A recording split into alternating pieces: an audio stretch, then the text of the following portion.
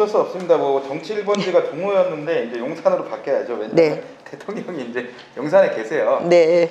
뭐 대통령 집무실이 용산 이전에 대해서 뭐 용산구청장님이 어떤 의견을 내는 건 제가 볼 때 맞지는 않다고 보고, 다만 이 대통령 집무실 이전으로 해서 좀 많이 피곤하실 것 같아요. 어떠세요? 차라리 의견을 좀 물어봐 주세요. 의견은 전 너무 찬성이고 좋습니다. 좋으세요? 네. 저희는 대통령 집무실이 거의 맞는 키, 뭐 도깨비 방망이처럼 느껴집니다. 이유는 바로 이런 것 때문입니다. 용산공원, 정비창 개발, 철도 지하화, 신분 당선 완성, 이런 것들은 구청장 혼자 할 수가 없는 일들이에요. 그러면 결국은 시에서 주도하던, 결국은 중앙정부가 주도해서 해야 되는 사업들이잖아요. 이런 것이 대통령 집무실이 오면서 훨씬 더 가시화가 되고 이제 시너지를 받게 생겼기 때문에 저는 용산구청장으로서 용산 구민들의 이익을 대변한다? 저는 뭐 적극 찬성이고 대환영입니다. 그래서 항상 저는 주장하지만 대통령 집무실 이전의 최대 수혜자는 용산 구민이고 구민이어야 한다는 겁니다. 지금 이제 그 위에서 어려운 게 있지 않냐라고 물었죠.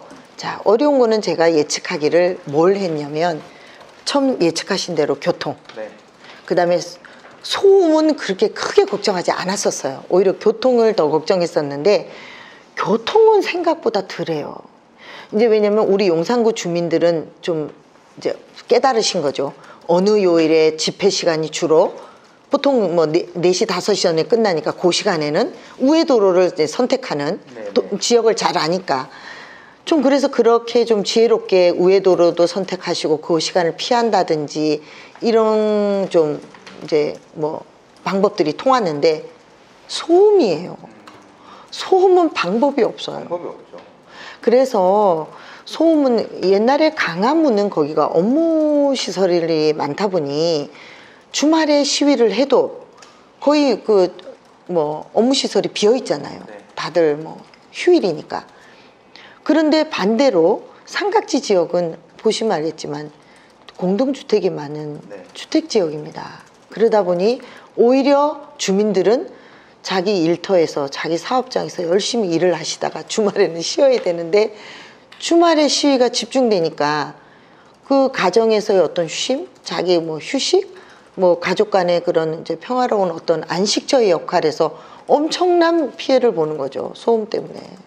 그래서 그런 부분에 대해서는 이게 소음의 기준을 좀 경찰이 엄격하게, 그것도 좀 제가 보니까 법적인 근거가 있던데, 그 데시벨에 대한 엄격한 적용을 좀 해주시고, 그 가이드라인도 충분히 집회 측, 시위대 측에다가 좀 제시하시고 계속해서 측정도 엄격하게 좀 해주시면 좀 완화되지 않을까 싶은데, 궁극적인 부분은 저희가 뭐 양산 사저에서의 그런 소음의 문제라든지, 앞으로 지금 대통령께서 지금 계시는 그 아파트에서의 그런 소음의 뭐 그런 피해라든지 이런 걸 봐서 주택 지역에서의 소음의 기준은 좀 더 기준을 더 엄격한 기준을 하는 그런 어떤 제도적인 뭐 변화도 있어야 되지 않겠느냐. 그래서 뭐 국회에다가도 전 요구를 하고 있고, 비공식적이라도 또 해야 되고, 저희 용산구 차원에서 또 적용할 수 있는 부분이 뭐 있는지 하여튼 법적 제도적 그런 마련을 많이 찾아보려고 지금 애쓰고 있습니다. 전임구청장 12년 당선을 다 하고 하셨어요. 근데 이거는 내가 당은 다르고 또 뭐 전임 이 사업은 내가 너무 괜찮아서 이거는 계승을 하겠다라는 게 있으면 한 가지 간단하게, 이건 청소 말고요. 청소 말고 이건 내가 무조건 다 뒤집어 엎어야겠다. 이건 아니다. 라고 생각하시는 게 있으면 뭔지 얘기해 주시면. 저는 구청장은 장거리 완주를 하는 장거리 선수가 아니라고 생각합니다. 결국은 이어달리기 선수입니다. 그래서 전임구청장이 했던 좋은 사업들은 전임구청장의 그런 좋은 역할들을 그대로 오히려 더 후배 구청장으로서 더 잘 되게끔, 더 주민들에게 더 좋은 역할을 할 수 있도록 더 잘 이어져 주는 게 맞고요. 그 다음에 잘못된 사업에 대해서는 주민들에게 이거는 이익이 아니다라는 점 저는 과감하게 접을 겁니다. 눈치 보지 않고. 근데 지금 이제 제가 뭐 취임한 지 오늘이 딱 100일째 되는 날인데, 전임 구청장님이 잘하신 거 있습니다. 그분이 굉장히 역사, 전통, 그 우리 옛것에 대한 그런 그 존중, 이런 부분은 참 그분이 잘하신 것 같아요. 그래서 그런 부분은 계승 잘 이어서 계승해서 하겠습니다. 근데 만약에 지금 부족했던 게 뭐냐라고 묻는다면, 잘못했다 뭐 이렇게 하라 그러면 오히려 그거는 전임 청장에 대한 예우가 아니고, 또 그래서 그렇게 말씀드리지 못하지만 좀 이런 부분은 좀 부진한 거 아니냐. 그러니까 미래에 대한, 그러니까 과거, 현재, 미래가 뭐 단절된 게 아니라 연속선상에 있는 건데, 미래에 대한 용산 비전은 좀 미진하지 않았나.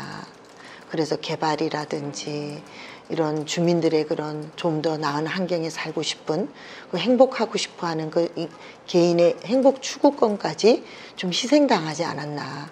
그런 부분까지 좀 잘 살펴봤으면 빨리 개발할 수 있게 해드리고 좀 그랬으면 좋았지 않았나라는 생각과, 또 그다음에 우리 교육에 대한 부분이 좀 미진하지 않았나, 이런 부분에 대해서 그냥 공교육이 서울시 교육청, 중부교육청이 해주기를 데만 그냥 발맞춰 가신 게 아닌가. 오히려 미래 세대를 위한 좀 정말 과감한 뭐 앞선 창의적인 생각부터, 예산 지원부터 이런 게 좀 부족하지 않았느냐, 이런 생각도 좀 들고, 그렇게 보면 다 그게 미래지향적인 얘기입니다. 그다음에 청년 일자리도 마찬가지입니다. 청년들이 지금 가장 힘들어하는 게 일자리잖아요. 네. 그런 부분에서 우리 용산구가 청년 일자리를 뭘 제공할 수 있지? 없습니다. 해놓은 게 뭐가 있지? 우리가 지금 여기는 청년들이 좀 없어요.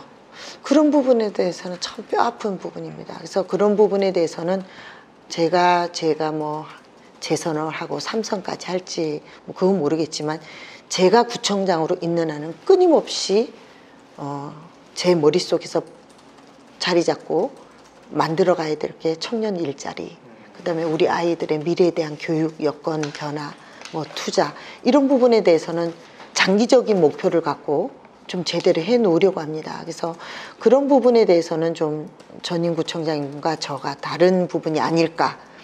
그리고 또 그분이 해 놓으신 일들이 많기 때문에 여러 가지가 많지만 그 중에 꼽으라고 하면 이제 뭐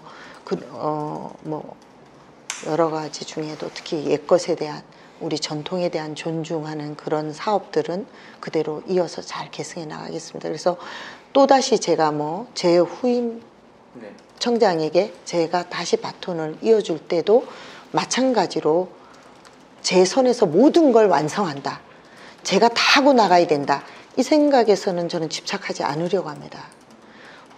더 잘 이루어질 것이다, 후임이.